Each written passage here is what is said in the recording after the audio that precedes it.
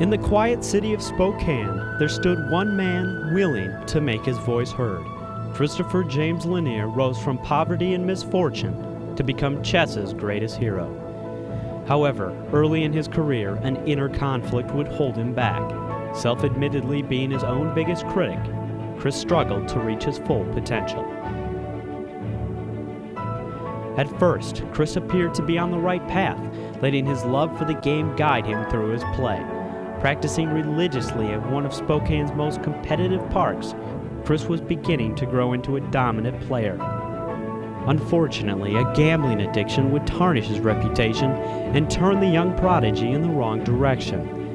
Chris's progress had come to a sudden standstill and was beginning to regress.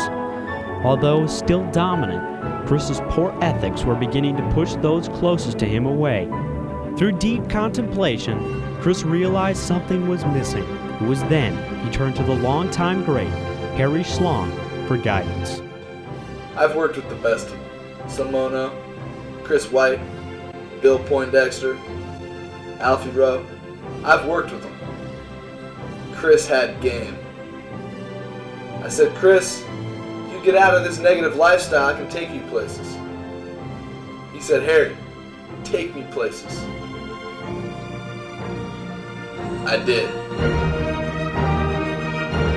Chris annihilated the competition, going on to win 3 consecutive chess titles, placing him among an elite list of chess champions. Tonight, he looks to become the only 4-time consecutive world champion, making him the greatest of all time. The only thing standing in his way is the young and brash Joe Phillips. Checkmate. Chess is my play.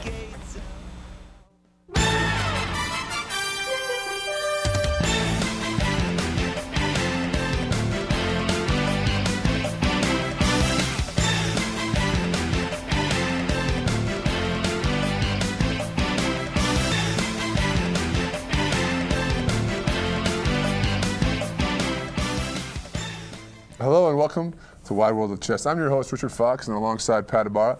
And let me tell you, we have a good one here tonight, folks. That's right, Rich. Tonight we may possibly see the greatest match of all time. Chris comes into the match undefeated in tournament play, and as we all know, looking to become the only 4-peat world champion of all time. A remarkable feat, that's to say the least. But sitting across from him will be Joe Phillips, the #1 contender, and possibly the only man who over the past 3 years has a legit chance of dethroning Chris.